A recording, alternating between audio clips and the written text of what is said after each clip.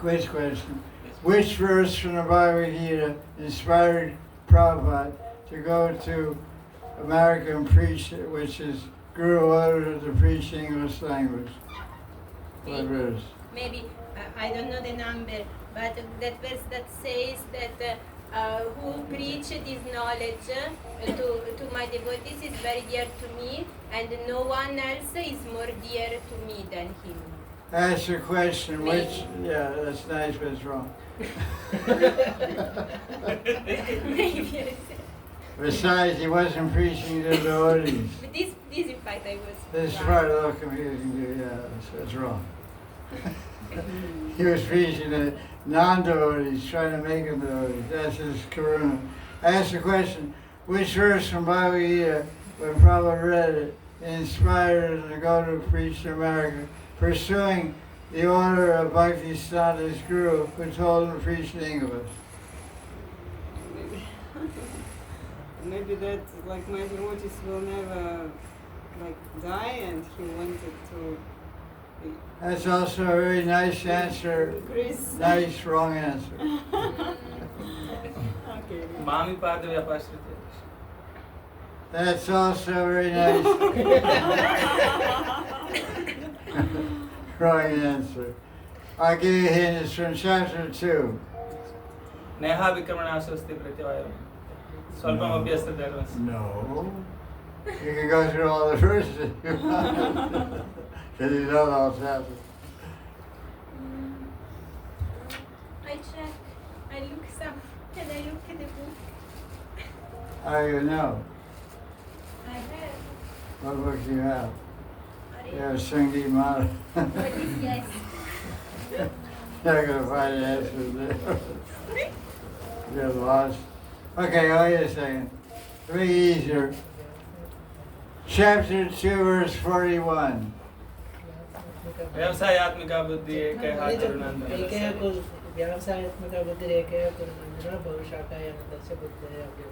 Very nice.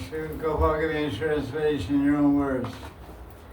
The person who is fixed means whose intelligence is trained, whose intelligence is trained is always fixed in one thing. Eka Gurunandana Bahusaka, but whose intelligence is corrupted or something. Distracted by many objects of sense enjoyment. He can't be determined. It's a verse about determination.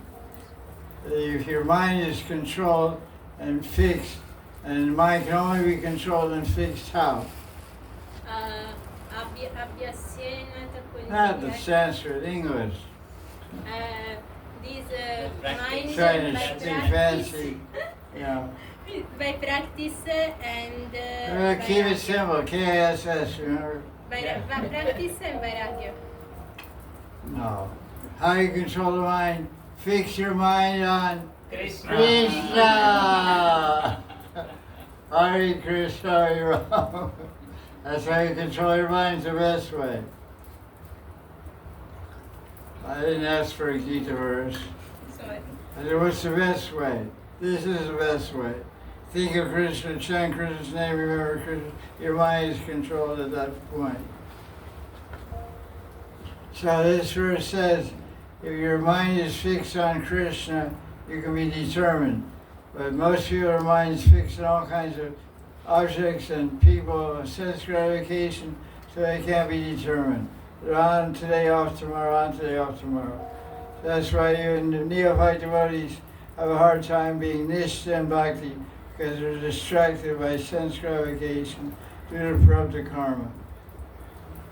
So, but particularly this verse 241, what inspired Prabhupada, because he told in his own words, when he read this verse, especially the commentary of Vishwanath Chakravarti, he got the determination and became resolute and determination. Now is the time. I must, at all odds, do or die, I must go to America and preach. He didn't say England. England people, because his Guru Maharaj said only preach in English.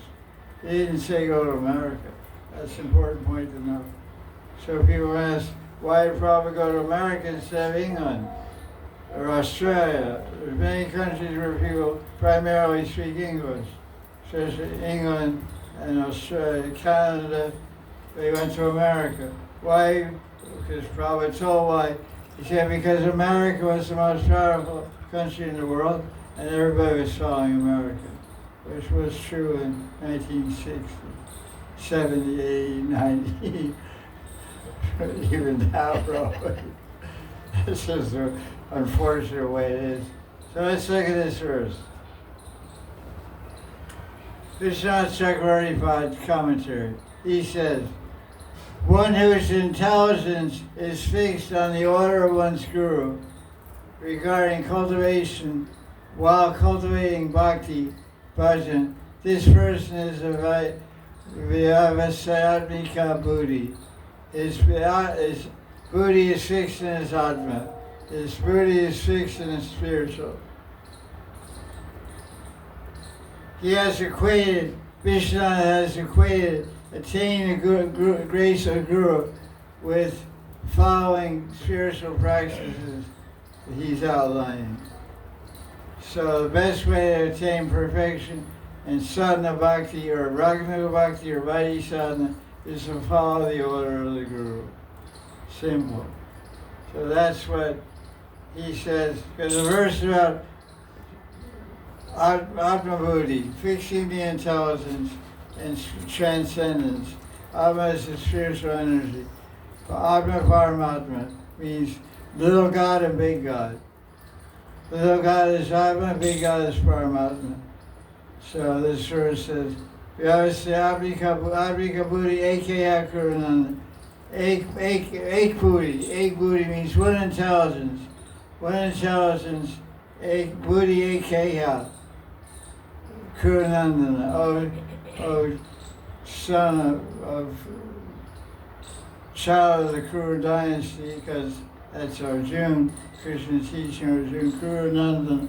Nandana means the child, the son, Kuru dynasty. Bhavashaka, what does that mean? What does Vishaka mean? A special friend. What? Vishaka means a special friend. No, not at all. Oh no, I don't know.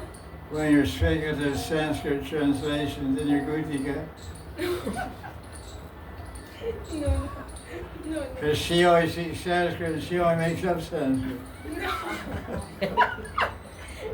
Either Gutika, she always speaks Sanskrit and she only makes up Sanskrit.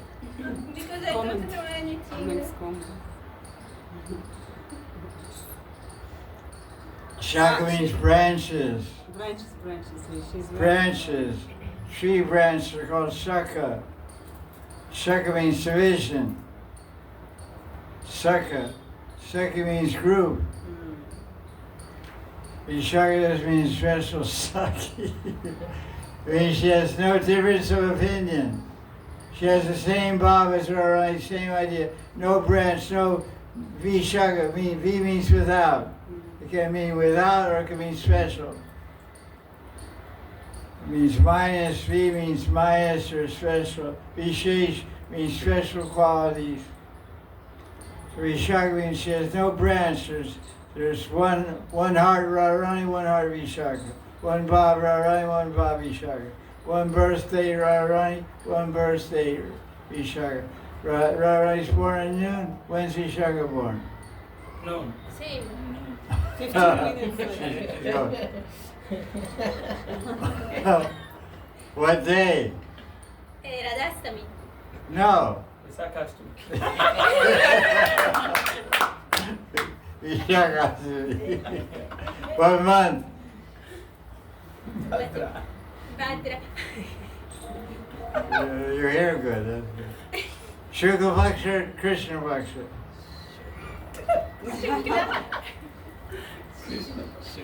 Listen to him. Okay, Krishna. No. You gotta stay far away from that guy. He stays 15 days away from him. He's born in Krishna Bhaksha, because he's Krishna. Yes. She's born in Shukla Bhaksha because she's clean. That Krishna means black. Black is dirty. He's a dirty guy.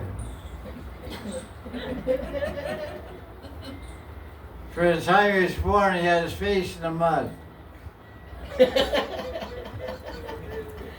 He was trying to stand up. He grabbed the tail of a calf. The calf would get swooped.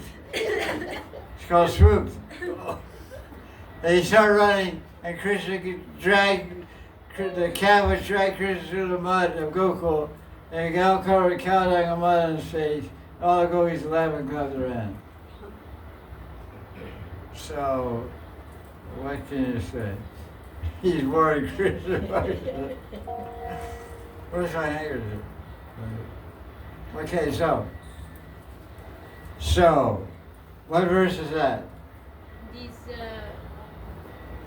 which? 241.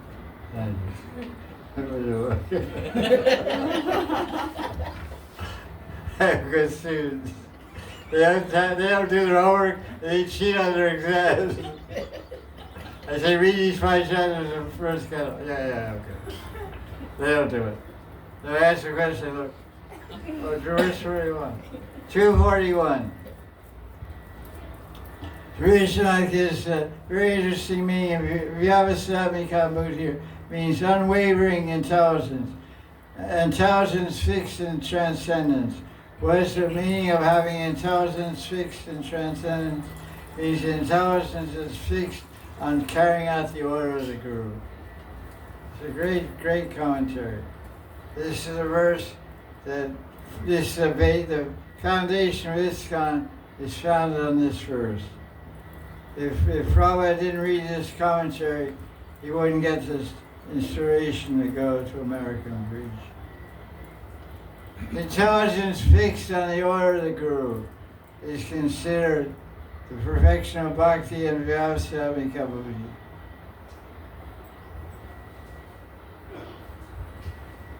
Oh, that's amazing. Okay, I just want to highlight that point to start off with question and answers. Also, another thing, we read about offensive Vaishnavas. What's the big deal? What's the result? So, it's very particularly described in different Puranas, and also mentioned by Jiva Goswami and Bhakti Sandarbha.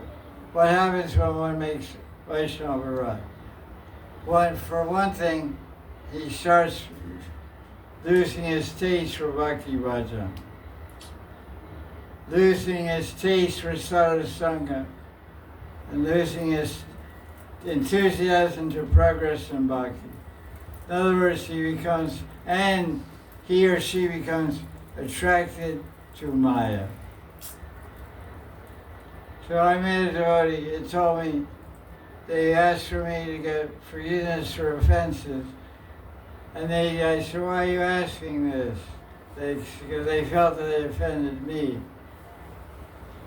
And he said, I've always been reading Bhagavatam and had natural attraction, or anyway, I've been very attracted to studying Bhagavatam. But for the last month and a half, I have not opened the Bhagavatam, have not read it, and have not looked at it, and lost my taste and desire to look at the Bhagavatam. And I started to think why. Then I came to understand that I had heard someone talking about the glories of their Guru, and I said, and they were repeatedly a few times over a month now, talking about their Guru, and I didn't like that. But I felt that the Guru was getting more praise than me. So, that's a little problematic with ego. Especially if the person that's talking about the Guru is your wife. Understood Guru. Yeah, shut up. Why are you talking about me? I'm great, I'm so cool. Understood. Yeah, you're great, you're cool, but not that cool.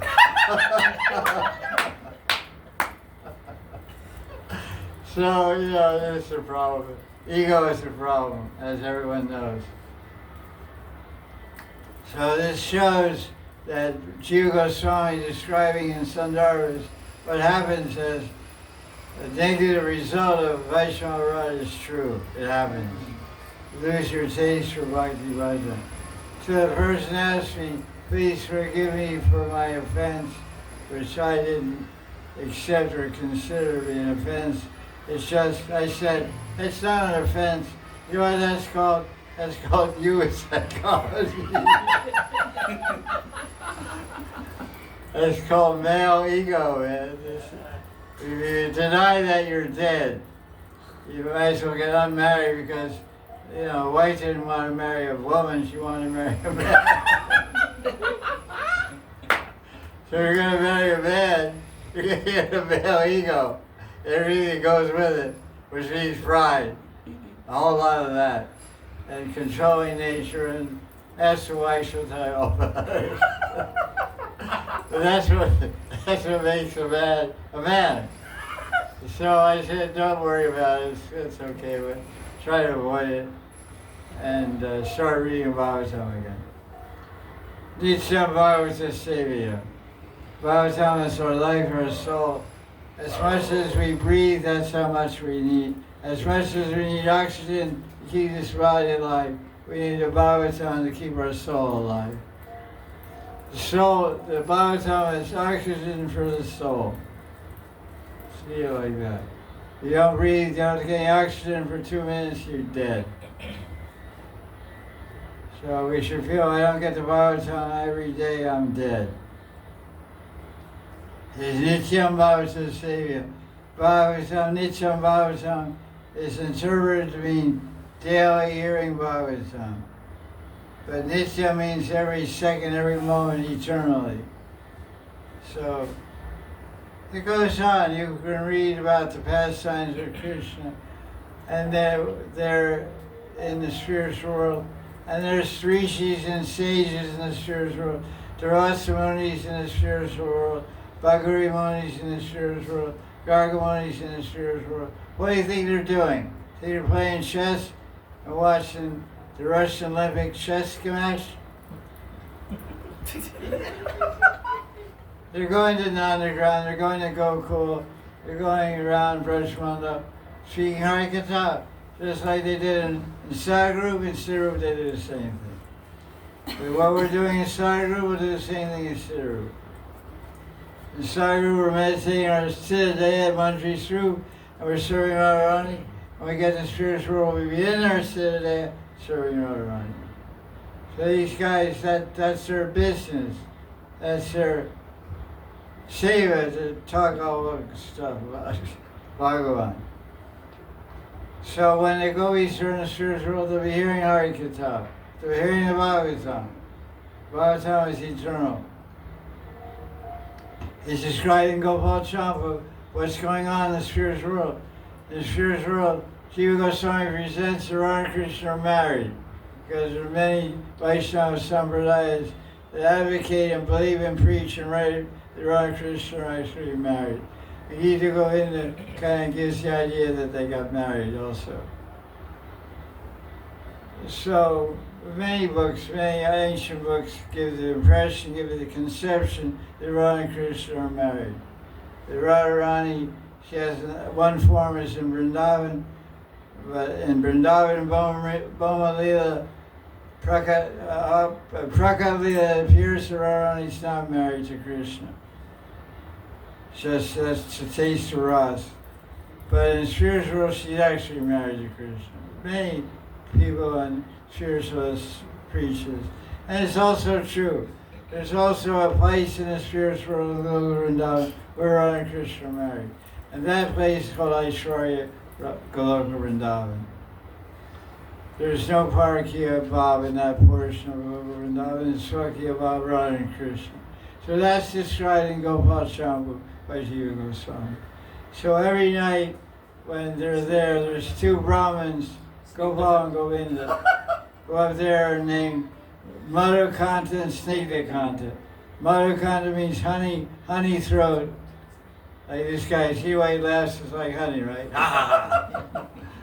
So, he's Madhukanta. He's Snigdhakanta. Snigdhakanta means slippery. It means oily, it means affectionate, it means many things. Snigdha comes from the word snail. It means smooth talker. So these guys, they're Brahmins, and every night they speak Hari Katha. Well, they speak Krishna Lila. And Radha Krishna's in there. Wow, that's really cool. One time Krishna killed a demon named Aghasura. And then Radha said, he's right outside the palace. It's underground. Radha said, Aghasura is not that snake out there in the woods? You have him tied up out there? Yeah. Well, yeah, I keep him tied up out there. When I come down to earth, he comes down and takes a form. I beat him up and kill him. And he gives up that body. And then back here he says the eternal body is a snake. He stays in the forest waiting for his next pastime. He's on hold. Like, what's it called? Sadhana says the demons are like holograms. They're like a hologram picture. Aghasura, Bakasura, Putana, all there. Then they come to life when it's necessary. Putana has, how many forms does Putana have? What are they? One is her original, like a demon, and the other is like when she disguises as a beautiful woman. One hologram, one he needs to. They're both beautiful.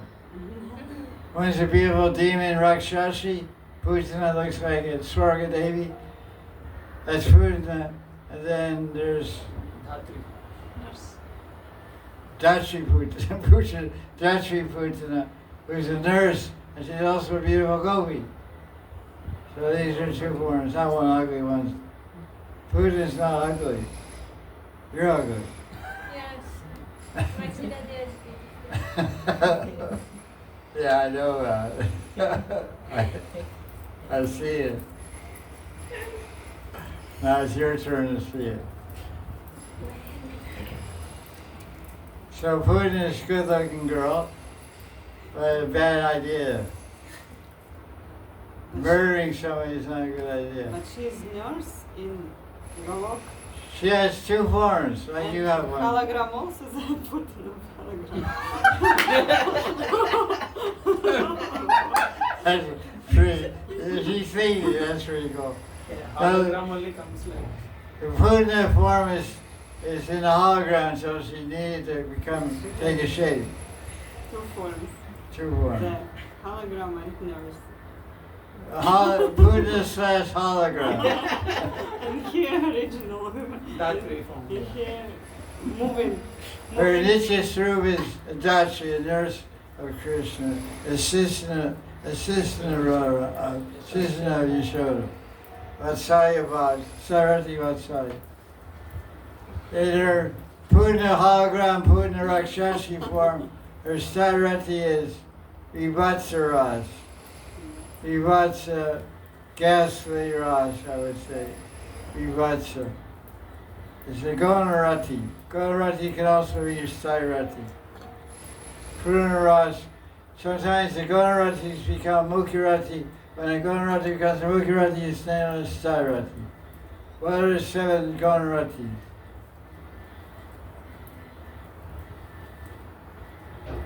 Vira Ras, Adbhuta. Vaya Ras, Adbhuta Ras, Vivatsa Ras, Karuna Ras, Hasya.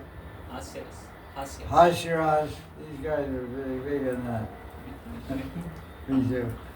Hasya Ras. Or Ascharya. Adbhuta. you said it, but Adbhuta. Bibhatsa Bhayanaka. Hasya. oh yeah, Bhayanaka, Bhaya Ras, we didn't say that. Asya Virya Shantarasa. No, Shanta, this is Gonaras, 7 Gonaratis. Yes. Shantaras from the 5 Yes. Mukaratis. Asya Virya. Karuna, Vayanaka, Vivatsa. Adbhuta. Asya Virya. All Vinino, anyway, they're there. So, Putin is Vivatsa, I think. He's ghastly horror show, you know. Because when she gets into her Rakshasi mode, she looks like a Rakshasi. She's a shapeshifter. They have a term, shapeshifters can change it. Like a tadpole becomes a frog. That's shapeshifter. A worm becomes a moth, a butterfly. That's shapeshifter. It's called metamorphosis. Morph means form, meta means change. Metamorph. Morphology means form. Okay, that's whatever that is. Just a little sidetracking. Okay, that's that. Any questions? Nice service you did, really nice. Ashram looks real good. Sealing all the, I didn't realize to what extent they were going to do. I told Gopal, Gopal's a good guy, you're going to build a house, build with Gopal. He'll be the contractor, but he'll do a good job. He's going to build a house. That's it. He's a smart guy and has a lot of good experience. Thorough. Charges a lot, though. He's not cheap. You get what you pay for, you know. Like, you know, I just told him to paint the gates and the grills for the windows. He did everything. Because the doors had plastic panels on them in my room. You know, like Formica, whatever, panel door. Which already has a plastic shine. But he did lacquer does also. It looks really good. He really did a good job. The kitchen had enamel paint on a couple feet above the stove. The rest of it was flat. I said, you know, the kitchen should be like this, you know, flat. He painted the whole thing enamel, glossy paint, which is more costly from top to bottom. It's an easier thing. So he didn't cut corners. He got it. It was not cheap price, but he did a good job. So I'm very pleased with it. So I want to tell you that you had a good bhakti sanskar. It was hard to please somebody. You have a lot of money, it's hard to please. It was costly, but he did a good job. The guys were good. They patched up walls were cracked. You go and say the tile in my room, and the shelves they put tile. They did a perfect job. Usually they cut corners here and there, and you give them money and say, okay, you know, you're not really happy. It's very rare you get some guy that comes to your house and does something that you're really happy with, like, okay, this is good.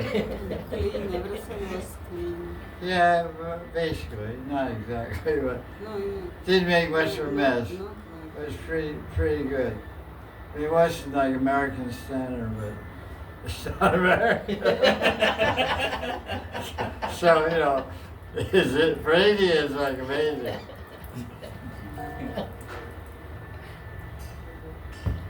Okay, question.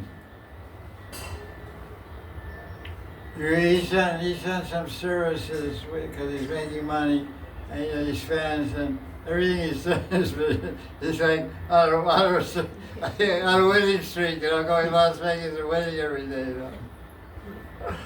He's lucky. Jaya Jaya Sri Radhe. Okay, question, Govinda. Or, no, he doesn't. Yeah, did you, Baba? Hey, come on here, come on. See why the fan, turn on the fan and go in the back fan. there's some context in question there. So context is I was reading this Katha Sandarbha in Anuchit 17 around that place. It's written there's a difference between Akhyana and Purana. In Purana, then it's listed that there should be certain things to qualify something as Purana. Now, in Bhagavad Puran, we have all the genealogy of Manus or kings and all. Yeah, every Purana. Yeah, in every Purana and also in Bhagavad Purana, and it's very complete. Now, what is the significance for us? Like when we read that, what should we infer from it? Or what should we learn from these genealogies? Like why is it there for some perspective?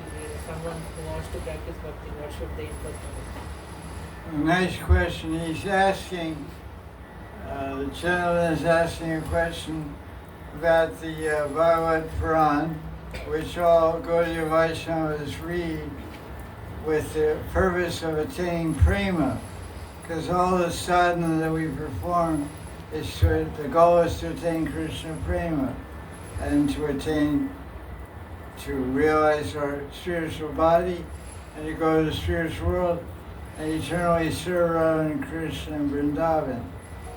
So the question is asked, the Bhagavatam has a very detailed description of the different manus. You know, there's 14 manus that are in charge of the material universe, and they're administrators, they have like political, managerial controlling functions on behalf of Vishnu and Brahma.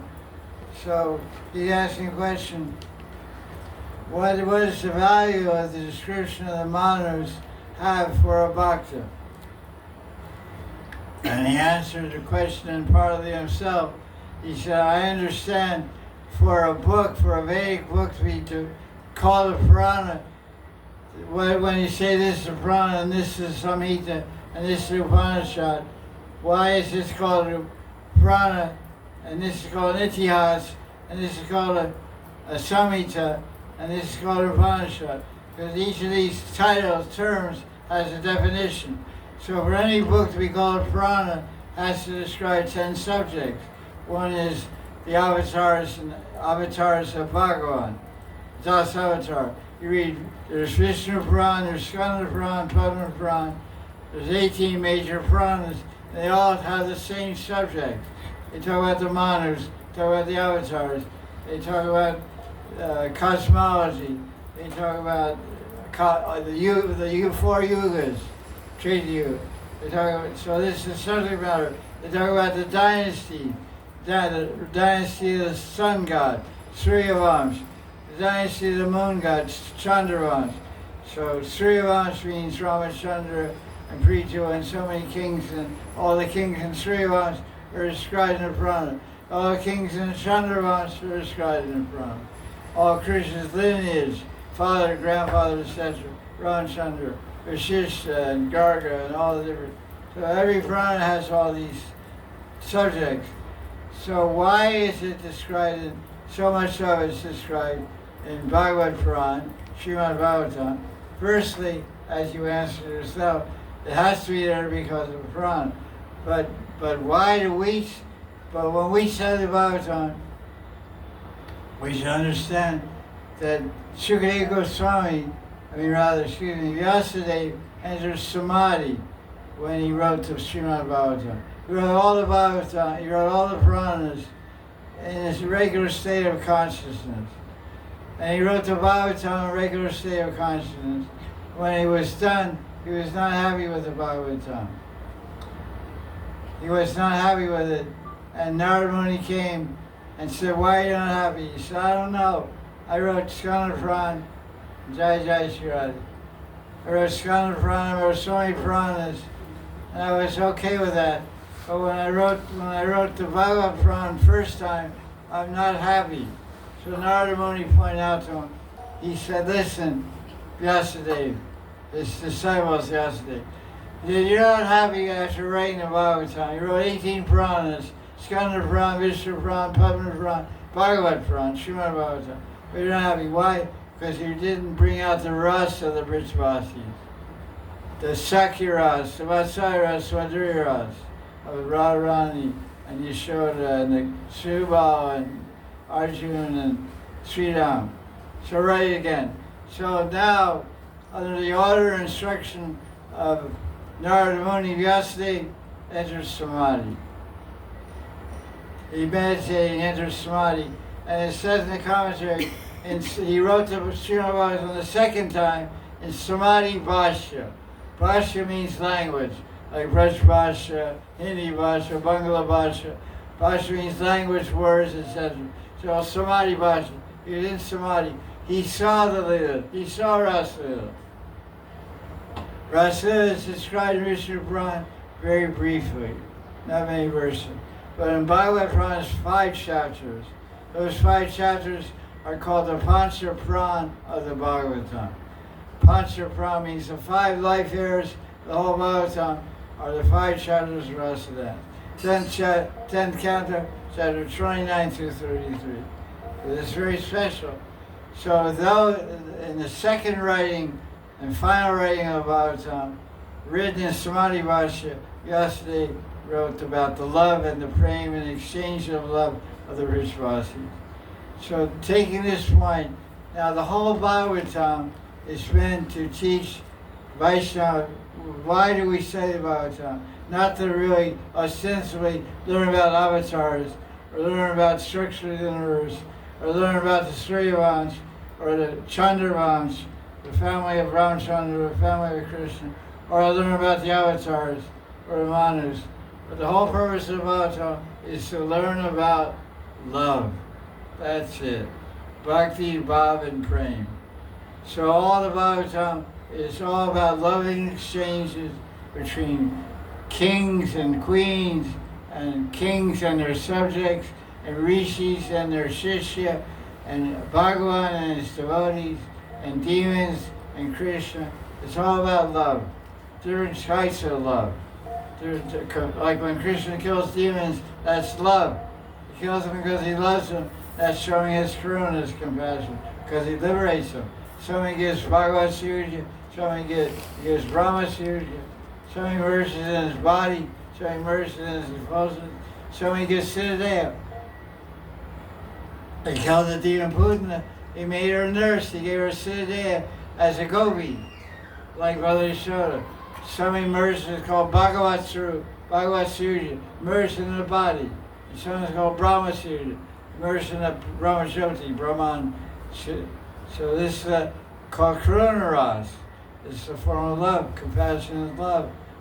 So the whole idea we're studying all this mantra, we're trying to find always search for the love principle. When we read first canto is full of love. So much love Yudhishthira has for the Kauravas and Pandavas and Kunti. It's so much about love. So try to learn about love. The Bhagavatam is to teach us about love, because the whole idea of bhakti is Krishna Prema Pradayate. We're supposed to become Prema Bhaktas.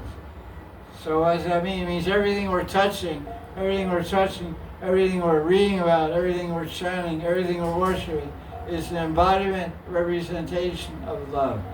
Krishna Prema. Transcendental divine love. So we have to search for that divine element in everything when we do puja, we have to do it with love. When we chant Krishna's name, we have to chant with love.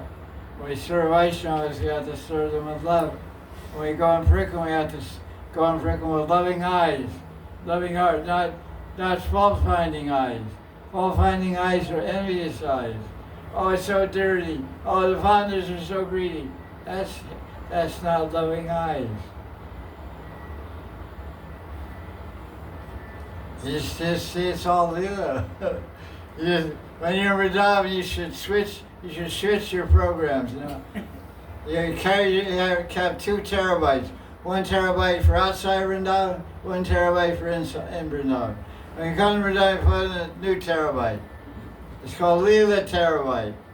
Everything is Leela. The guy rips me off with Loivazar, it's Leela. Rikshaval rips me off, it's Leela. Panda rips me off, it's Leela. Just smile at that, but okay, what's this Leela? Okay, cool. I lost 100 rupees, I lost 500 rupees.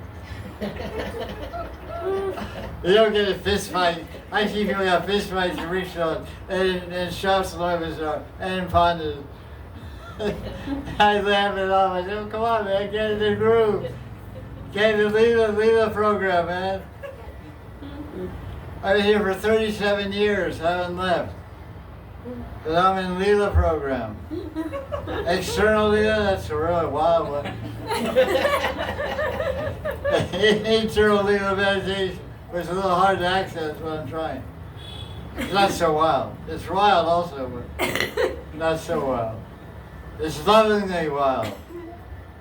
The internal one. The external one is all roses. Love, hate, everything.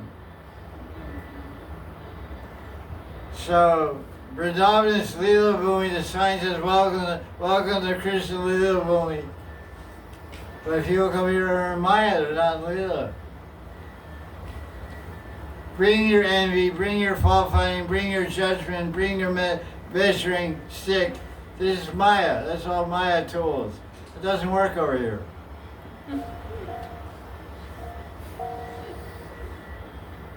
This is where you come with an empty heart.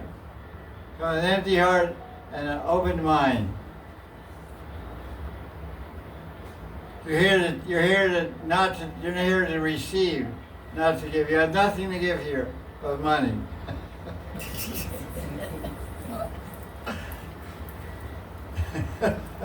If you have money or good thoughts or good vibration.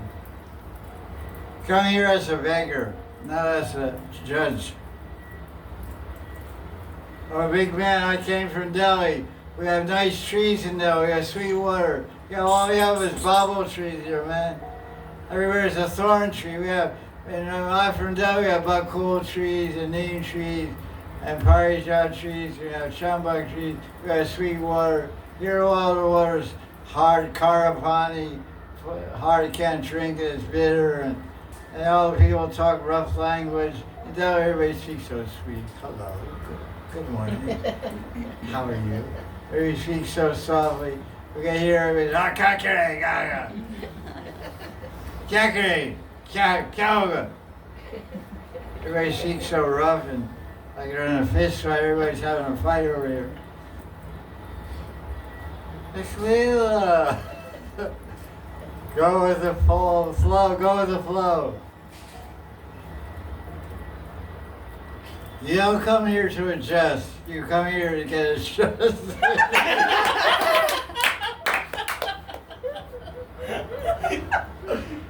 Sometimes people say, Maharaj, I was doing 6 months in Madan. It was a little hard to adjust. I say, you don't come here to adjust. You come here to get adjusted. Yeah, I call acclimate. I'm having a hard time acclimatizing myself. It's too hot, it's too dry. People bite too hard. People bite too hard? What are you talking about? You don't know? Yeah, I know. But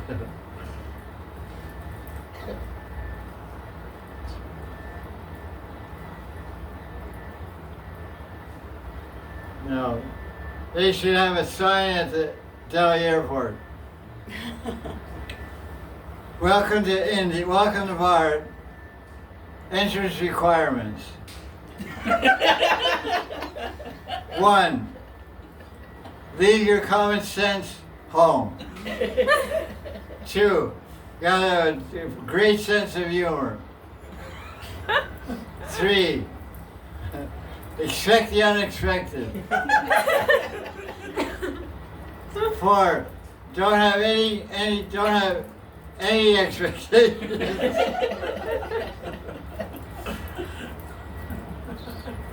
Be open to anything and everything. Enter bar with a smile and go out with a smile. There's a lot of people when they get their smile, oh good, I have an idea. They go out. And they go out, their tails between their legs. Come with your tail up in the air. You come out, and idiot. Ow, ow, oh. Your tail's holding between your legs. You're right.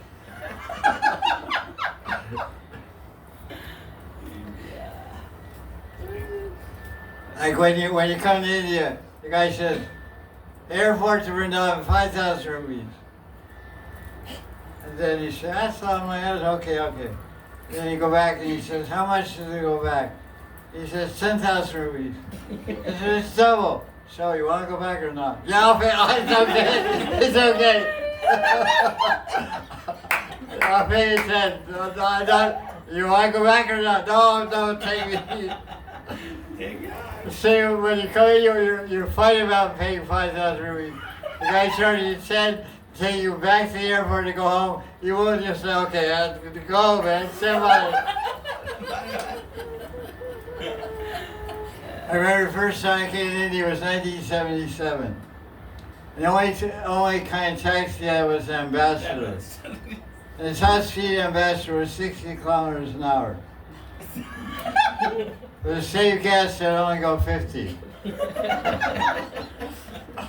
So, it's like 5 hours to go to Delhi. I'm serious. So, when we come, we were having fun and watching all the buffalo and stuff. Tractors on the road. People going the wrong way down the highway and stuff. It was fun. When we go back, we tell the driver, we say, how much is it? It was like 600 rupees or something like that. In those days. Maybe 700 maximum. 700 rupees to go to Delhi airport. So I said, look, if I give you more money, we'll go faster. I said, I'll give you double if you go top speed. He said, you promise? I said, yeah. Okay. Boom. We went 60 kilometers an hour. Top speed.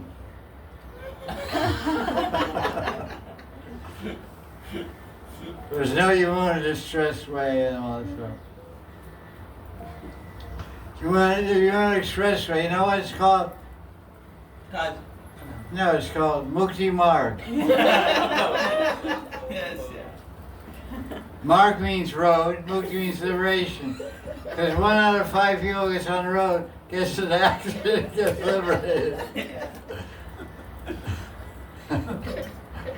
They drive like bats out of hell. That's a very good expression. Because at night, you ever seen bats? Because, from the country. When the sun goes down and gets dark, there's, in the barn, we have a barn and all this different thing. Bats are all sleeping in there, like 50,000 of them. At night, they come out like 1,000 miles an hour.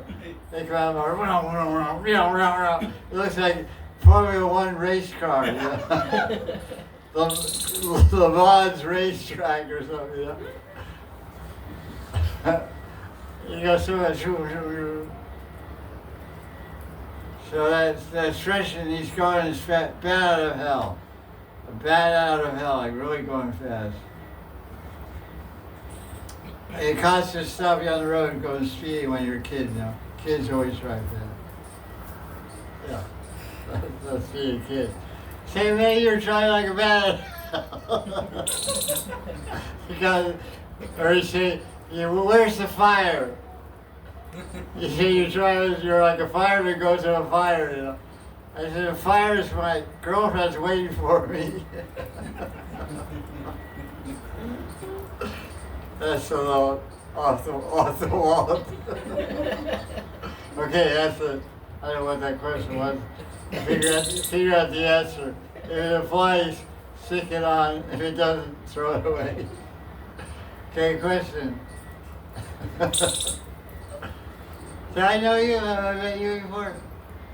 Shri Maharaj, first of all, thank you so much for the glorious words. When did I meet you? Have I met you? I didn't met you before, but yeah, I got to know about this place from Sriniket Prabhuji. Oh yeah, he's my old friend. You're from Dwarka side? No, I'm from Delhi. I used to be with him in so many kirtan services. Yeah. And I got to hear you about a lot, and I have seen your pictures with Ayanda Prabhu as well. He's great kirtan guy. I'm also one of those inspirited souls from Ayanda Prabhu. So Oh, I sure. had Very a very nice. strong desire to meet you someday. It was my misfortune that I couldn't have met you right yet, but now today I got the chance, And I have heard from someone that on Sunday Yeah. you get some classes there, so that's why I planned and came. Thank you. Nice to meet you. Is this your wife or No, she is my elder sister. elder sister? Okay. So, okay. So pleased to meet you. Yeah, please meet you. I pray Radharani bless you and your sister Thank you so much, Maharaj. with more visits to Vrindavan. You live in Delhi now? Yeah, I live in Delhi. Yeah, maybe someday in the future you'll live here in Vrindavan. Right. It's not easy, it costs a lot of money. But I live here and I pray Radharani. You seem like nice devotees, so you should be in Vrindavan. Yeah. Because, the father of Sankirtan is in Vrindavan, Indra Baba, Yeah. So his spirit is here, his ashes are here also. I lit the fire for his body as cremation. Yeah, I have seen that. He's a good friend of mine. Oh, good. You keep doing kirtan. It's very nice. It would be so glorious to me, and it would be so helpful for me if I could hear some about Shikala and Prabhu from your words. Indra. I've written and spoken some things about him. Not now, but Sunday. Yeah, some other day. Yeah. You come sometime with your sister, we can talk. Sure, Maharaj. Okay. It would be so glad moment for Yeah, me. he's a great saintly person. Okay, thank you. Relax. Got any questions?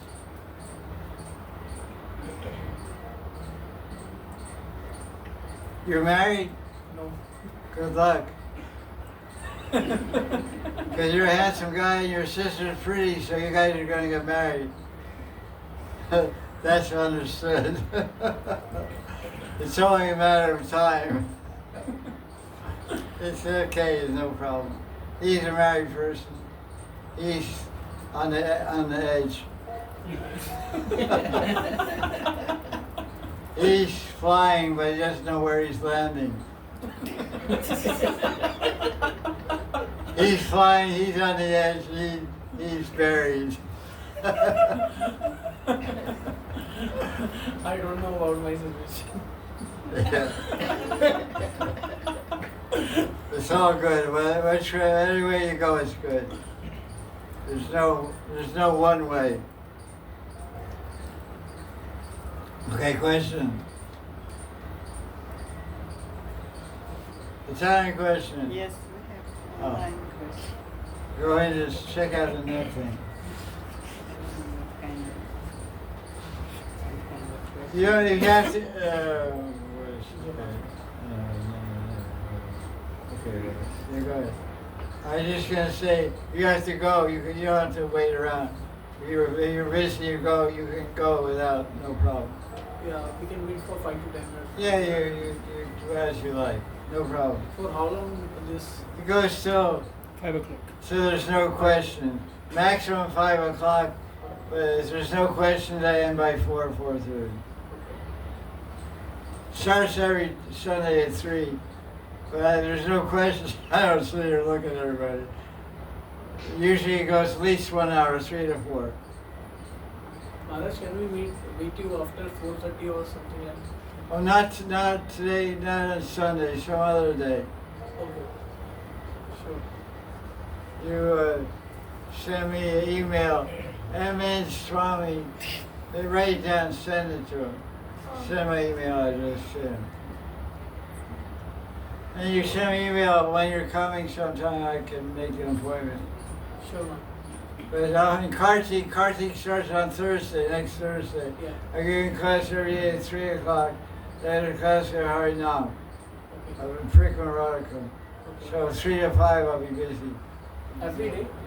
Yeah, every day. Right. Kartik month. Okay, go ahead. What's the question? First hear the question, Gurudev. Because this devotee is asking about Who's books. asking? I don't Doesn't know. matter. About books, are they bona fide or not? What books? Sri Vamsi Siksha by Premdas Mishra. And Person's asking about a book. I don't know about this book. Murali Vilas. Murali Vilas is by Rajavallabh Goswami. Murali Vilas is a pretty famous book.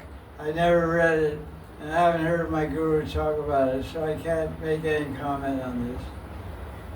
You have to ask someone that knows the books.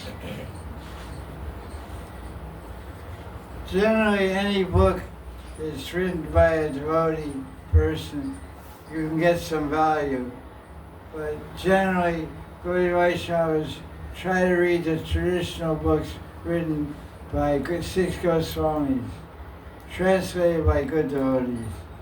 That's the winning formula. Chaitanya Charitamrita Bhagavatam, 6 Goswamis books, Narottam Das Thakur, Vishwanath Chakravarti, Vrindavan Das Thakur, Krishnadas Kaviraj, Kavi Karnapur, Baladevi Vibhushan. These are all the trusted, famous acharyas that we can read. All books written by contemporaries, we have it. There's a encyclopedia of Gaudiya Vaishnavism written in Bengali, I think it's also in Hindi. It's called Gaudiya Vaishnava Abhidan. It's like a dictionary, encyclopedia. It identifies all devotees up to 1960 or so. From 500 years ago up to 1960, has the names of all devotees and their what parivar, what sampradaya they're in, what books they've written, what their philosophy is, and how much they're accepted. So it's like it's a who's who. It's a who's who of Gaudiya Vaishnava. So Gaudiya Vaishnava Abhidan, Abhidan, Abhidan. It's like I don't know what you call it. It's Wikipedia Vaishnava.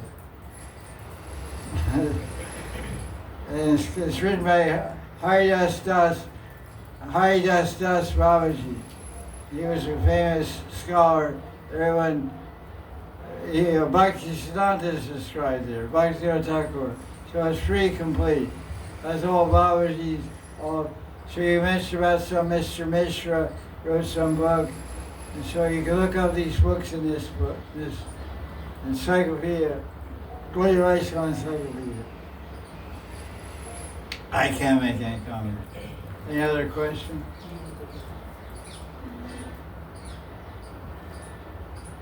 Generally, Vaishnavas, they read the famous books of the Sampradaya, which I mentioned. If any other book is there, they ask their guru about this book, whether it's good or bad or acceptable or favorable or unfavorable.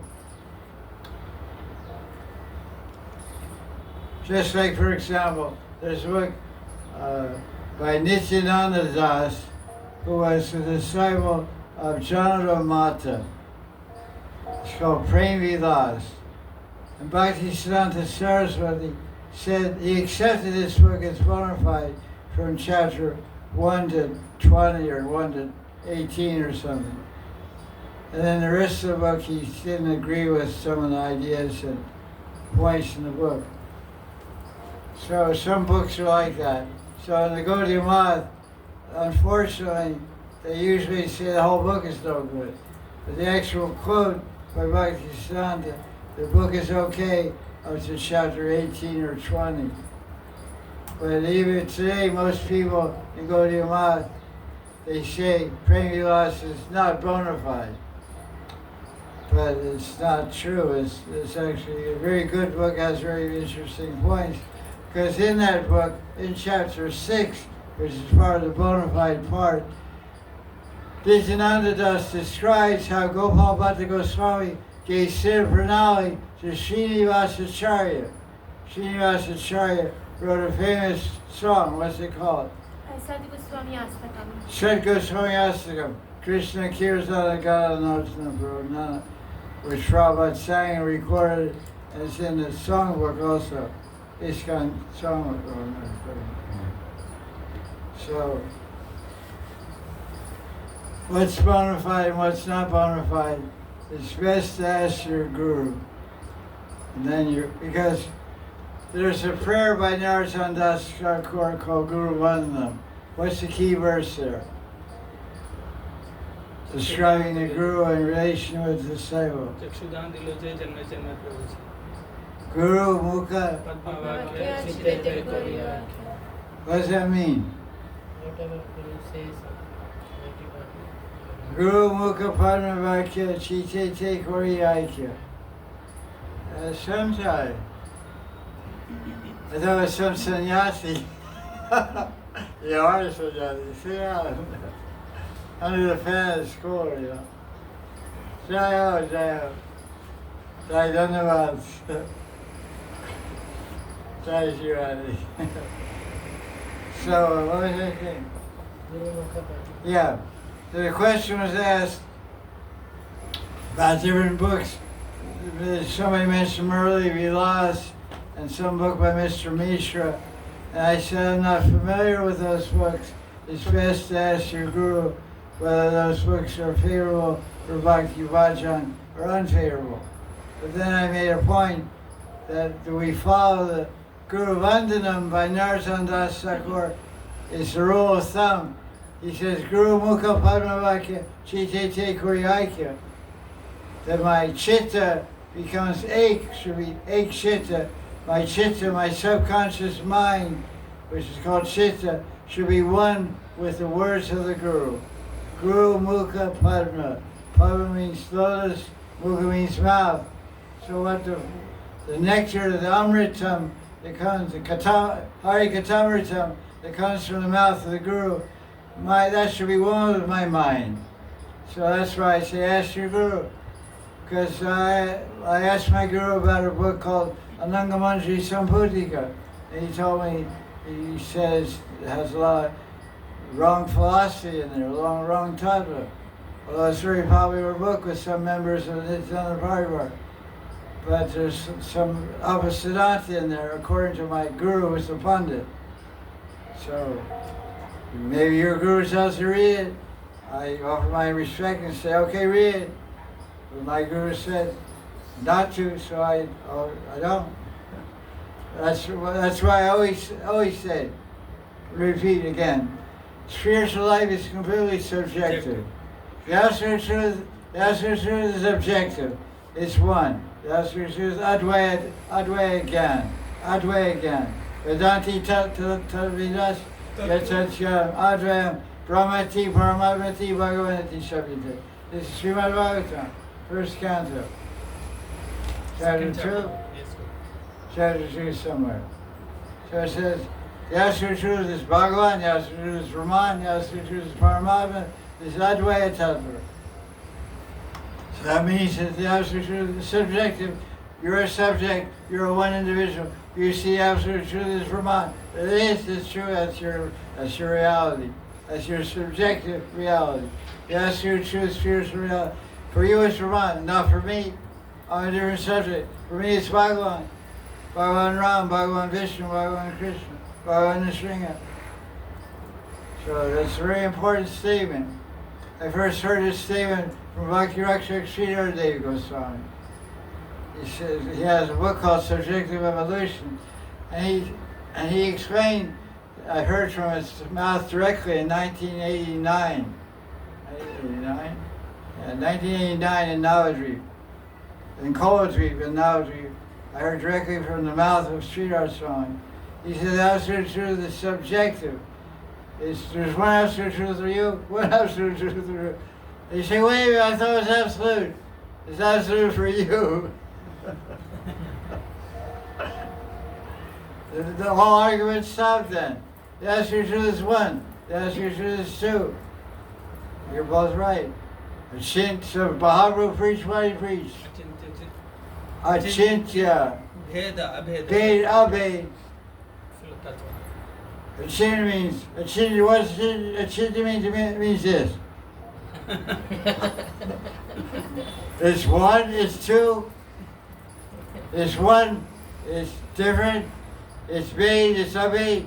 It has division, has no division. You're talking through two sides of your mouth. There's a phrase out of America. That guy's talking through both sides of his mouth. Yeah, this thing, that thing. There was a devotee like that in Gaudiya. Who was it? They call chameleon devotee. You know chameleon's a lizard. What's the special characteristics of a chameleon? Changes its color wherever it Did you like Govinda? No. And he was his wife, he said, I really love you. With some other girl, he said, I'm not married.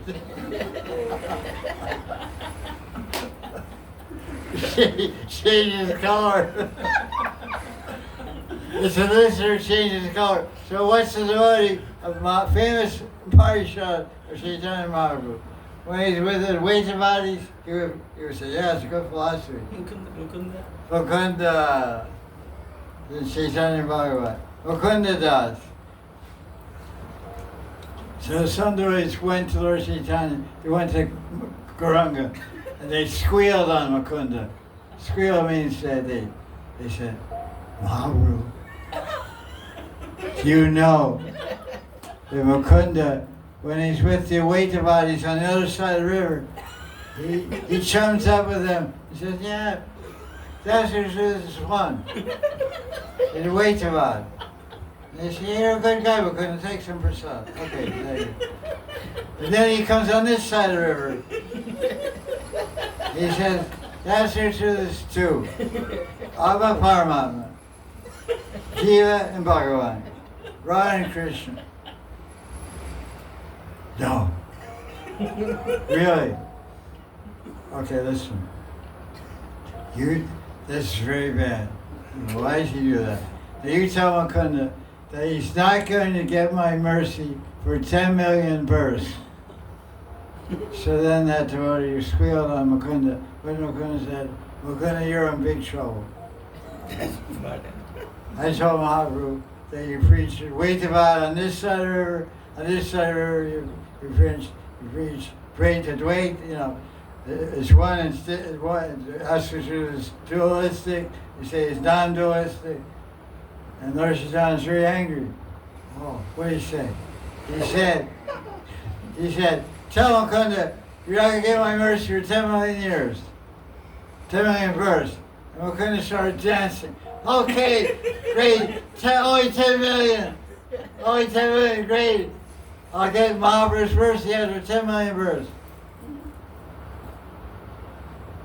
The guy was looking at Mukunda, going back to Lord Chaitanya. He said, I told him. And he started dancing and crying in ecstasy. He said, bring Mukunda here.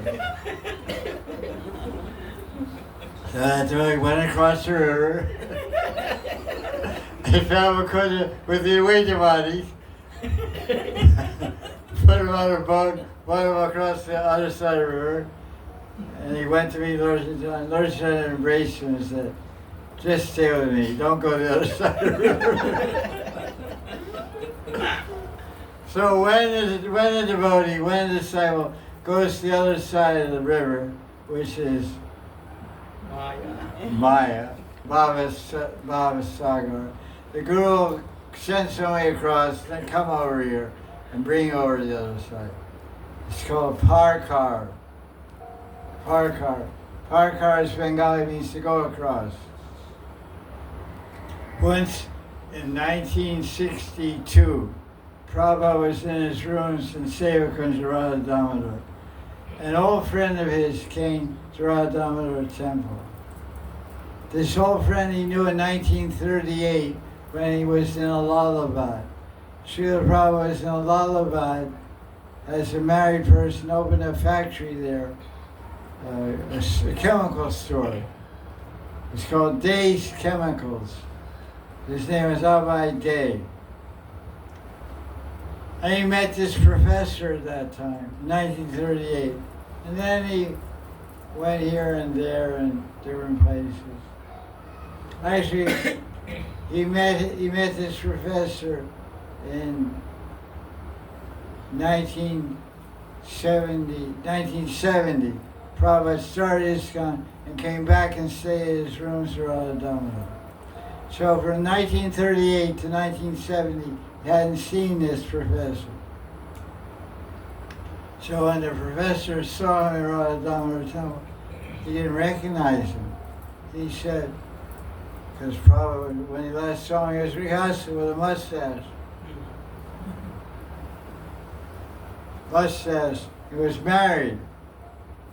And he was wearing his pants and his shirt. Now he's a sannyasi. Shaved head, danda. Not danda, but, sannyasi. And had Western disciples there in 1970. He said, Abhay Babu. Abhay, because he knew him, Abhay Babu. Abhay Babu. And he said, "You'll be Uncle Moore." He said, "Yeah." And they embraced. They hadn't seen each other 1938 to 1970. That's 30 years. And they both changed. So then he went in the room with Prabhupada. And Prabhupada was sitting there. And someone came and Prabhupada had to write something. So he wrote it down. And then he had an American pen. And then the person said, Prabhupada said to the professor, Professor Kapoor, he called Professor Kapoor. He said, "See what kind of pen this is? This is Parkar." So Parkar, this Krishna Bhakti can take you across the ocean of birth and death. Like this Parkar. This word Parkar in Bengali means to cross over. Parkar, to cross over. So Prabhupada took the name of the pen. Parkar is a pen company named Parker Pen. And he used that to preach because it's a costly pen. In India it was pretty impressive. In 1970 you had a Parker pen, like wow. Not a fake Indian imitation. Original Parker pen. Montblanc, whatever. Costly pen. So he said, "See, this pen is Parker." And Professor Kapoor said, "Yeah, very costly pen." He said, "No, you're Parker." You know what that means? It means you take up this Christian. Because Prabhupada was trying to get him to take up bhakti with him. Join him and preach. He didn't join him and preach. But he wrote many books about Krishna bhakti. Gaudiya Vaisnava lived near Radha Temple. I met him personally. So these are some interesting stories. Where do we start with that one? What's the question? Books. Books. So to get books, you need a pen. Look, you got a pen. She's writing a book. Autobiography of a Bogey.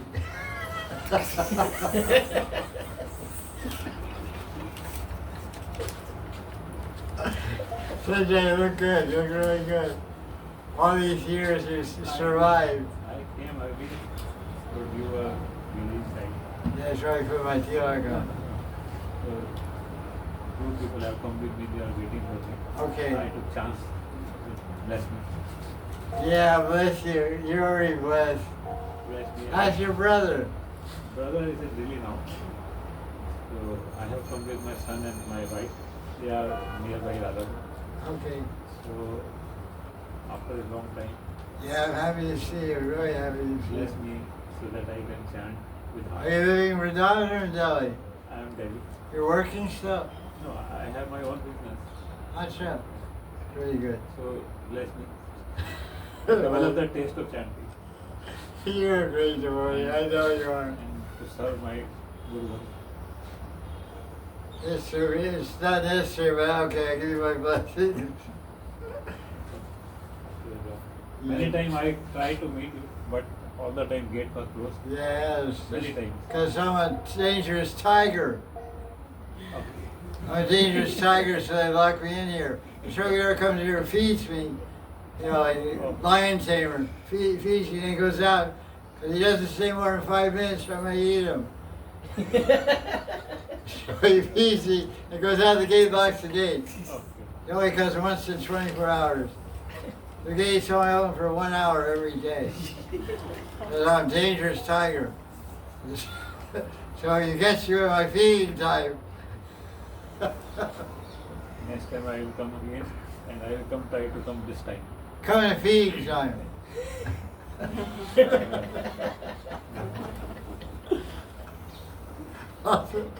I'll see you. Jai Guru Hari Maharaj. Thank you, Maharaj. So I'm really happy to see you. Take care. Forgive me. I made it down too long. I got crazy, you know. Jaya Jaya Sri Radhe. That's right. Thank you, sir. Thank you very much. Take care. I'll see you soon. Sure. Jai Sri Radhe. I will try to come with Syndicate Pro whenever you will plan. Yeah, Kartik starts on Thursday, 17th, so come during Kartik. I will try to. Yeah, take care. See you. Nice to meet you. Nice to meet you. I pray to Almighty bless you and your sister. Meeting you feels like something like that. I'm feeling that I'm meeting and having association of Shipala and the Guru. So bless me. Jai Radhe. Thank you, Radhe. Hey, Prasad, where's Prasad? Give Prasad. Wait, take some Prasad.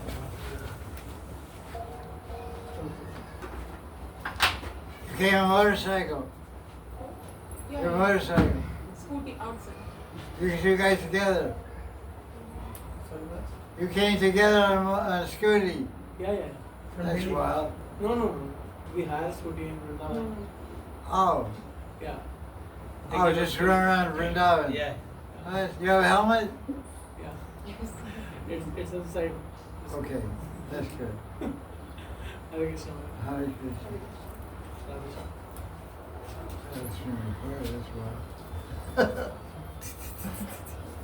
Sanjay, this guy Sanjay was with me. Take her for Prasad.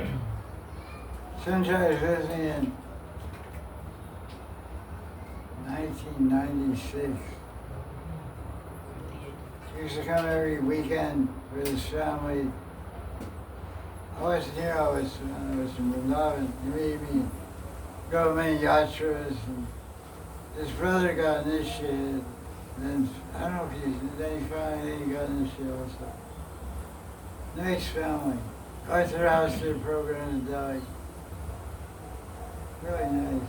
Not in a long time. 24, so almost 30 years. Question. Do you have any questions? You're very quiet, you sit there smiling. Есть вопросы? Вопросы есть. Мне хочется, чтобы вы сказали, что скажет про Джоку, чтобы вернуть внимание. Чтобы больше осознанности повторить Джоку. Концентрация. Ну, то есть понимание того, что это самое важное. Потому что мне этого очень не хватает. Как развить это понимание? Да, можно позволить что-то сказать. Вот здесь есть там. Ну, то есть я всегда пытаюсь чем-то, что-то другое у меня в приоритете, там, служения какие-то, шансы, ну, то есть книги, но не Джоку.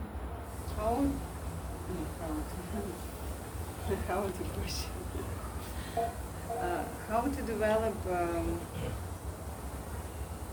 understanding that chanting Hare Krishna mantra is the main thing, because sometimes in my life priority is seva, external seva, this seva, that things, that other things, but how to develop this understanding and that it's the main thing to chant Hare Krishna. The question is asked that Hare Krishna mantra is stressed as a priority. So we have other things to do, seva. So how can we, what? Develop this understanding and realize it and follow. Develop this understanding and follow it. Well, first of all, you could translate, okay. First of all, Bhakti is much broader than you think. There's much wider conception, much broader pathway than you think, than you understand. It's not just this or just that. Bhakti includes everything. Everything can be bhakti, because bhakti is a consciousness. So consciousness can move in infinite directions. Consciousness can move in infinite directions and infinite planes of reality. And through infinite spans of time, consciousness can move. So bhakti means connected. Bhakti means connecting with Bhagavan through love, through devotion. So devotion has no limitation. There's no limitation to how you can express devotion or love for Krishna. One way is to chant his name, Hari Krishna Maha Mantra, or Kirtan, Nam Kirtan. Govinda Jaya Jaya Gopal Jaya Jaya. Radha Ramana Hari Govinda Jaya Jaya. Chant mantras, chanting, doing puja, reading Shastra, cooking for Krishna, serving Vaishnavas. There's unlimited forms of devotion. Prahlad Maharaj has summarized 9 ways to express devotion, and every one of them is equally powerful.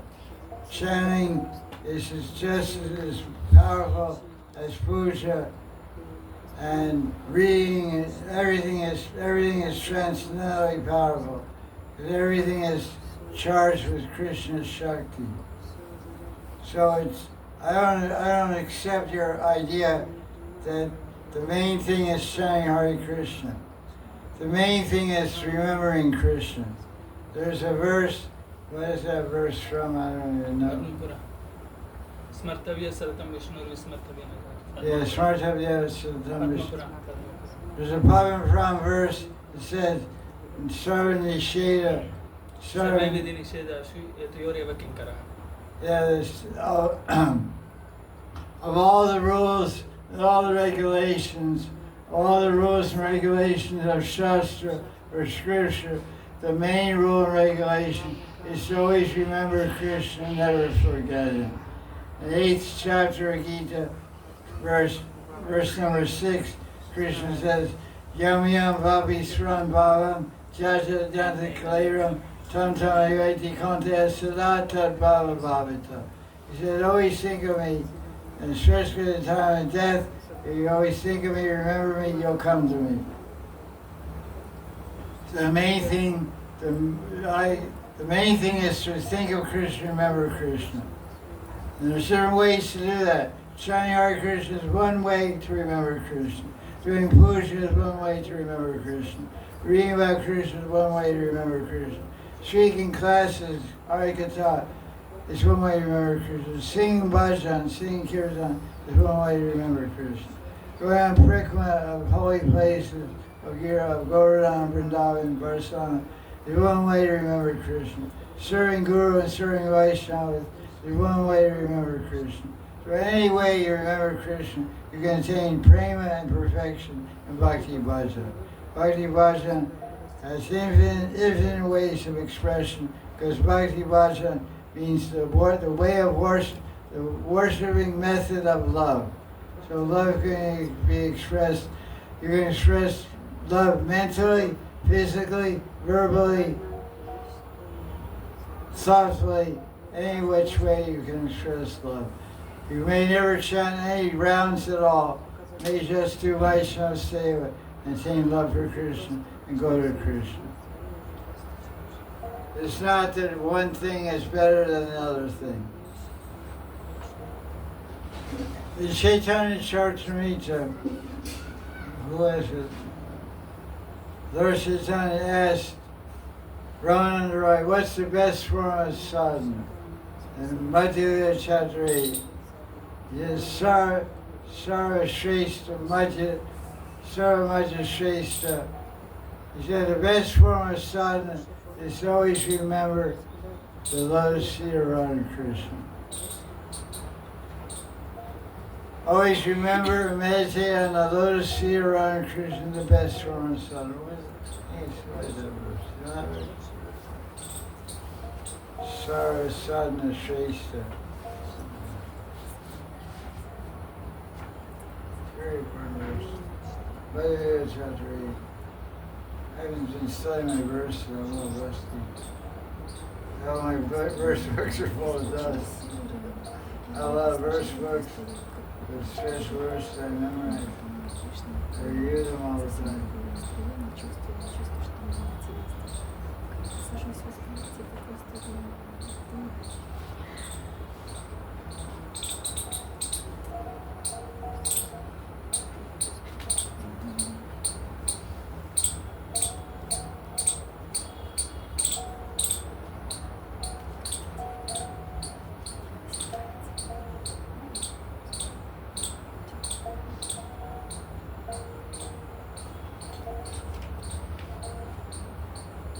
This isn't so straight.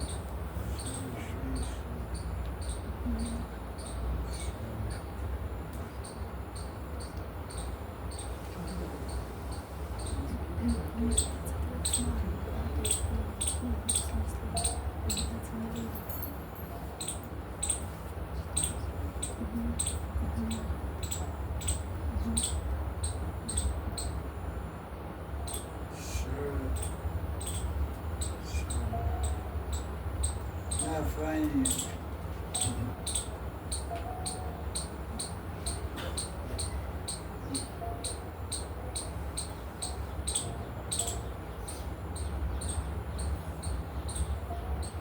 Very kind of interesting verse, but it's not the one that you wanted. But it's from Satsang Tantra, chapter 4, verse 47. Sarva sadhana mukhi guru seva saradrita yaya bhaktir bhagavati yanjasa sat sukava. Of all the types of sadhana, the most important type of sadhana is service to Guru. You hear that, Saki? It's from Satsang Tantra. Sarva sadhana mukhi guru seva saradrita. Adrita, like we say, Adar card. Adrita means respected. Sada, always. Sada means always, eternally. Guru Seva Sadarita. Seva Guru should always be respected as of all sadhanas, the chief of all sadhana. By serving Guru, devotion to Krishna is quickly, easily, and happily attained. That's pretty cool. That wasn't the verse I thought of. That's what I say, Enrique. That of all the names of bhakti, the seva to Guru is the most important, and while serving Guru or devotion to Krishna is very easily obtained. Quickly, easily, and happily attained. Well, that's not the rest of one. She turns to me to.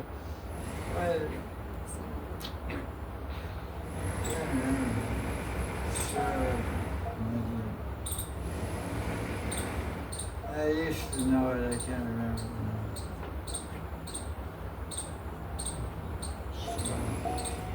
Anyway. It's in my book about meditating on the lotus feet of Radha Krishna.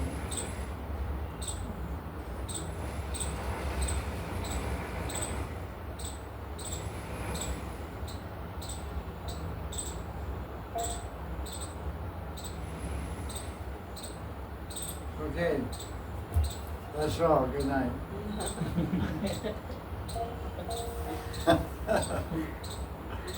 Don't worry about it. Shut your head off or don't shut your head off. What do you like? Ask her what she like to do besides sleeping.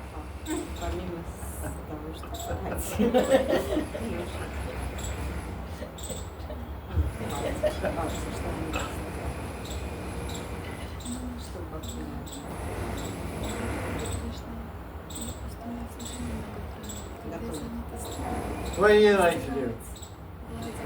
All your types of sadhana, what do you like to do? Remembering lotus feet of Radha. I like studying books myself.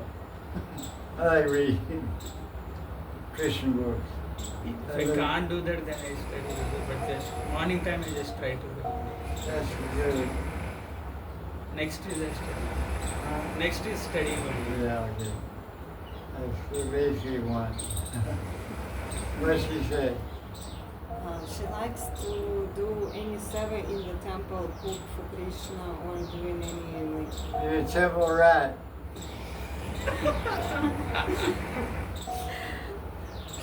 Look a little like a rat. You're real skinny, you can fit in the holes and fit in the walls. She wouldn't make it. She wouldn't make it.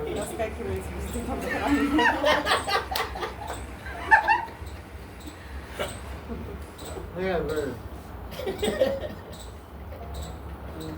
You can get it behind the walls and go here.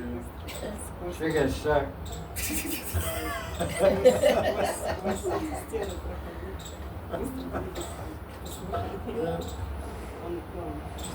There you go, we'll get lunch tomorrow.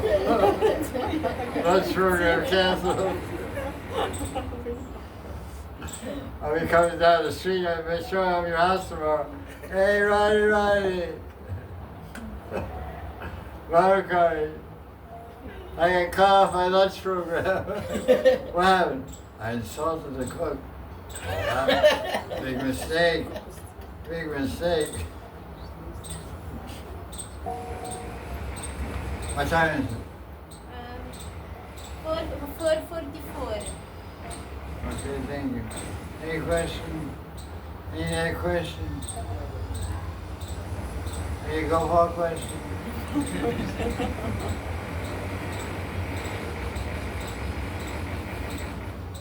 What can we understand from Ranwari Baba's Krishnadas Babaji is there? How the Sai Baba, can it be changed? Means what we can understand from his pastime? The question is about a great Baba who's considered to be a siddha because he had dreams of Rani and he gave his body by fire and all these things. He's called siddha for some reason. Seemed like a rather sad death, but I don't know, they call him siddha. He's called siddha, he's Krishnadas. He's Siddha Krishnadas of Ranwari. He's Siddha Krishnadas, there's different Krishnadases, and they're usually identified where they are from. Mahanidhi Ganga is the one who wrote Bhavana Satsang, famous writing books. So Ranavari is a village. So the question is asked, what is the question? What we learn from him? Yeah, and can Sai Baba be changed? Like his Sai Baba changed because of going to Dwaraka. That's what. Is it? The question is Sai Baba changed? I don't read anywhere about Sai Baba changing, but I think he has to suffer because he made an offense. The Sai Baba used a mantri Baba, Sai Baba's mother Rati. He was meditating, he was a Gaudiya Vaisnava. He had siddha pranali from his guru. He was meditating on the siddha swarup and serving Radharani in his meditation. But somehow he had an independent personal desire to see Dwarka, which is okay. There's many Gaudiya Vaishnavas that go to all kinds of holy places. Doesn't change their style. Rati. I went to Puri, I went to Mayapur, I went to Babaji, I went to so many places. It didn't change my Rati. So the question is, did he change his Rati? But what to learn from Ranavari is that if Radharani appears to you in a dream and says, don't leave Vrindavan, and you just don't pay attention to that, because Vedanta Sutra says dreams are true, especially a dream of Guru. Was to see a dream of Radharani. And we know a lot of Russian devotees say every night they see Radharani and Krishna. And that's a nice joke, which we don't believe. But this is Siddha saint, Siddha Mahatma. So his dream was a real dream, real thing. So he got not only a dream, but he got an order in the dream. Because Radharani understood he was contemplating leaving Vrindavan, said, don't go. The same thing happened to my guru. My guru was studying Sanskrit outside Vrindavan before he came to Vrindavan. When he went to Vrindavan, he was studying Sanskrit in Vrindavan for 10 years. He was getting pretty good. And when he was in Calcutta, he got a degree, he became known as Bhakti Tirtha. Pandit, he got the title Pandit, he got Bhakti Tirtha, because at that time, that was the title of degree you got from the Sanskrit school in Calcutta called Bhakti Tirtha. Usually you get a degree of Vyakaran, Tirtha, different names, modern names have for degrees. But it's old-fashioned, 1920 or whenever he got the degree, 1940 or so. So he was studying, he was a very good pundit in Sanskrit and Vaishnava philosophy. And so some pundits and some of his teachers recommended he go to Benares to study more, because all the big teachers and schools were in Benares. So he was thinking to leave Vrindavan to study Sanskrit and become a bigger pundit. He had a dream of Krishna, and Krishna told him in a dream. He said, look, we have so many pundits. I don't care about pundits, I want bhaktas. I want devotees, I don't want pundits. So he said, I better not go to Vrindavan. So he studied in Vrindavan. And then he studied with Sri Babaji, Ramdas, Pandit Baba was Ramdas, Pandit Baba. He studied with him also in Bhagavat Nivas. So he didn't really have to go to Benares because the biggest Pandit was right there. So, yes, so the lesson learned from Radharani, he didn't change his Stairati. He couldn't connect with Radharani. He was in his Stairati, Madhurati, and meditating his Mandri Suba, but he couldn't get there, couldn't connect to Leela, couldn't see Radharani in his meditation, couldn't have Swarti. So he asked Sri Krishna from Masi Ganga. He said, Radharani has rejected you. He's rejected you. You're in the party of Rukmini. That doesn't mean he changed his Stairati. That's the opinion of Sri Krishna.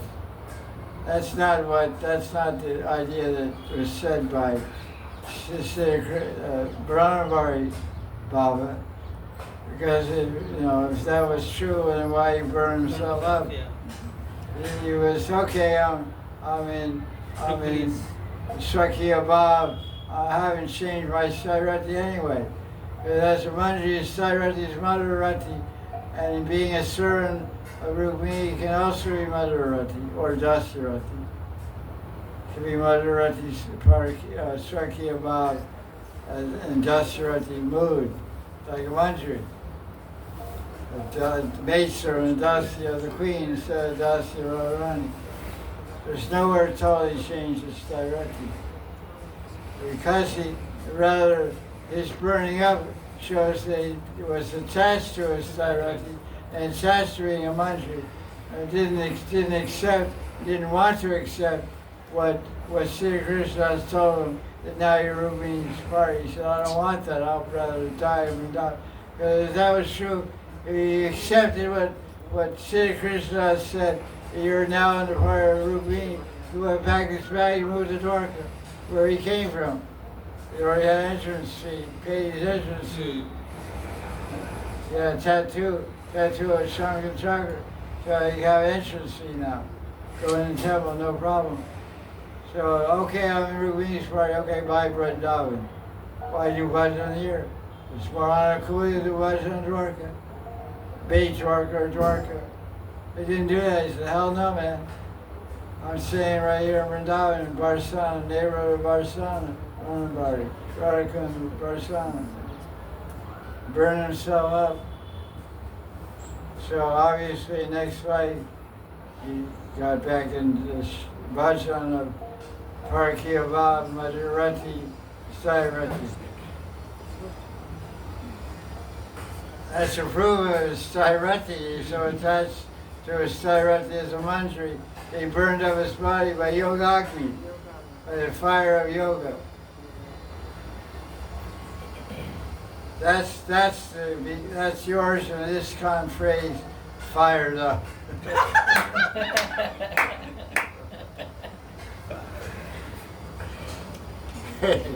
He's got, they say, this story's really fired up.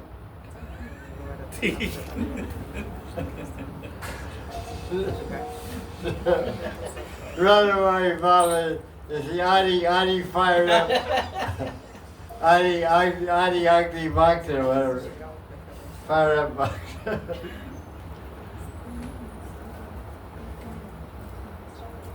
Or Dhritarashtra. Dhritarashtra also fired himself up. Burned up by fire. Yogagni. I heard they call it Yogagni. Fire yoga.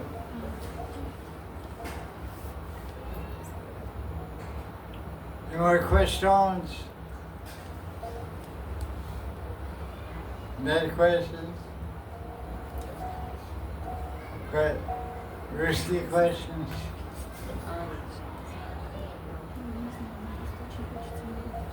Mouse, risky mouse.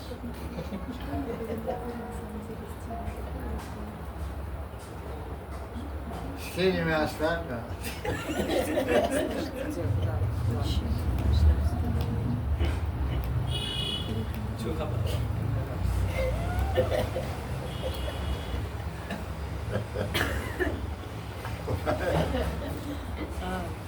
What's the influence of Madhavendra Puri in Vaishnava, for Vaishnavas, for teaching sort of glory of Madhavendra Puri? What's going on here? What's going on? That. That's right. Thank you. Okay, the question is, what? What's the significance, or what's the contribution? What's the contribution of Madhavendra Puri to Gaudiya Sampradaya? That's described by Kavi Karnapur in Gorgana Dastivika. Gorgana Dastivika is a small book written by Kavi Karnapur describing the identity of different devotees. So he doesn't actually know, he doesn't know the Sarupa of Madhavendra Puri, the spiritual form of Madhavendra Puri in Krishna Lila. But he described Madhavendra Puri as a Kalpavriksha tree. He said, Madhavendra Puri is a Kalpavriksha tree of prema.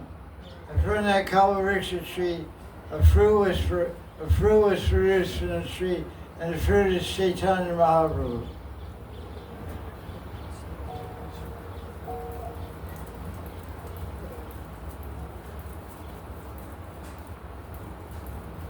Why is that said? What did I say? Did you understand what I said?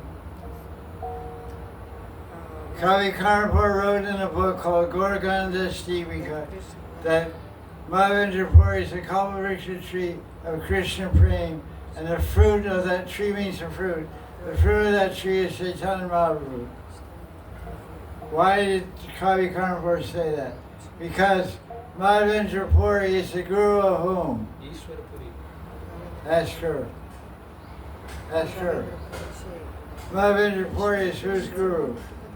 Ishwarapuri Nityananda Prabhu. Ishwarapuri Nityananda Ishwarapuri.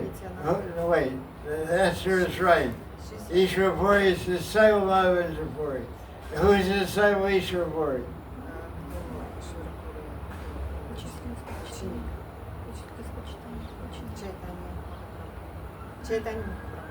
So see a connection? I'm asking her a question. See a connection with Madhavendra Puri? So Lord Chaitanya was able to distribute the fruit of love of God, Krishna praying, because of his connection to Madhavendra Puri. So Madhavendra Puri is the source of the Krishna praying Lord Chaitanya is giving us. Namo Mahabharanyaya Krishna praying Pradayate Krishnaya Krishna Chaitanya Nana Guru Seno. There's a famous verse that Lord Chaitanya glorifies Madhavendra Puri in Madhya Chaitanya Charitamrita chapter 6. Ai dina diyarjanate Maturanath Kalavalokase Hridayam Tadaloka Karta Ram. Daita Bhimati Kim Karomya.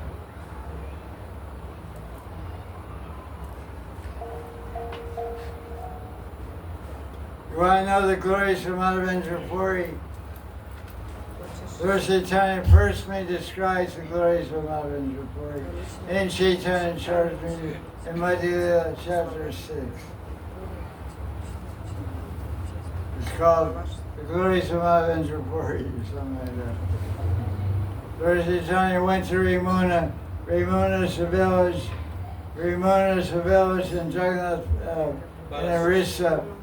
In that Orissa, in that village of Ramuna, there's a deity of Krishna called Kir Chor Govinath. Kir means sweet rice. It's the Govinath, Murti of Govinath, that stole sweet rice for who? Madhavendra Puri. So when Lord Chaitanya came there on the way from Navadri to Jagannath Puri, he stopped in Ramuna. He told the story of Madhavendra Puri and the glories of Madhavendra Puri, which you can read about in Chaitanya Charitamrita Madhya chapter 6. There's a famous verse here.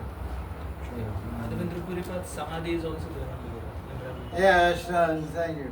Madhavendra Puri Samadhi is also there. In Ramuna. Ramuna is in Orissa, between Calcutta and Jagannath Puri.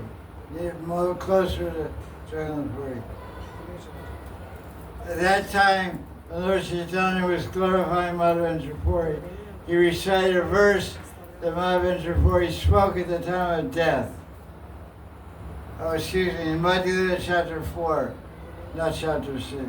Madhya chapter 4, verse 197. Very famous verse. Every Gaudiya Vaisnava should memorize it. They memorize it, Brenda? Write it down in your notebook right now. So I read for Lama Bob. His number? CC 224-197. 2 means Madhya, 4 means chapter 4, 197 means verse. 24197. Sounds like a mobile number, huh? 24197. Ai dina diyardanate matra natha kadava lokase hridayam tavat aloka katram data brahmyati kim karomyam. This is at the time of dying, leaving his body, Madhavendra Puri cried out this verse over and over again. And this verse is spoken by Radharani. This verse is the bhav and heart of Radharani. It's very, very deep and profound verse. Every Raganuga Bhakta should have this verse memorized. This is not a joke. It's very serious. Argovinda, you know Gopal? Very good. I'm very proud of you. These are the key verses. No, Brindarika, get on the ball. Wake up. Put in your Gutika.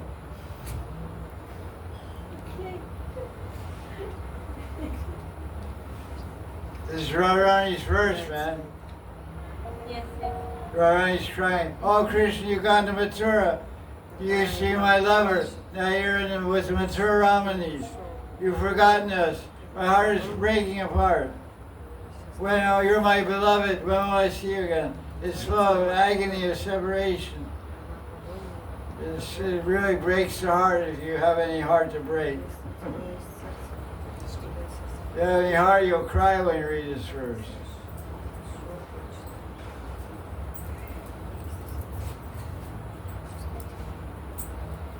Translation.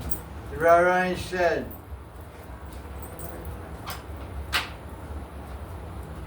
"Oh, your heart is so merciful. You're so kind and merciful to the wretched. Oh, Nath, oh, Mathura Nath, when will I see you? Oh, Lord of my life, because I can't see you, my heart is very agitated. My heart is splitting apart, breaking apart. Katra means smash, broken. Katra doesn't mean agitated. That's a terrible word. It says agitated. The word in Bengali, excuse me, Sanskrit, is Riya Katram. Katra means smashed and with a sledgehammer, a big iron hammer, bam, bam, smashing my heart. Agitated, like, come on, man. The translation is terrible. My heart is being smashed and crushed. You're crushing my heart by not showing your darshan. What shall I do now? Kim Karam, what do I do? This amazing verse. It's full of love. Vivralamba Bhav, Vira Bhav. Isn't it? Each word is amazing. Wow. Came and talked, she Radharani stuttering when she's speaking this verse. You're my Dayata means my very dear, compassionate, loving, hardly lover, my Dayata. And now you're Mathura Nath. You're a big Nath, Jagannath Mathura Nath. But you were just Kanu and Madhav and Gopinath and Govinda. Now you're a big Nath. Very sad verse. Oh, any other question?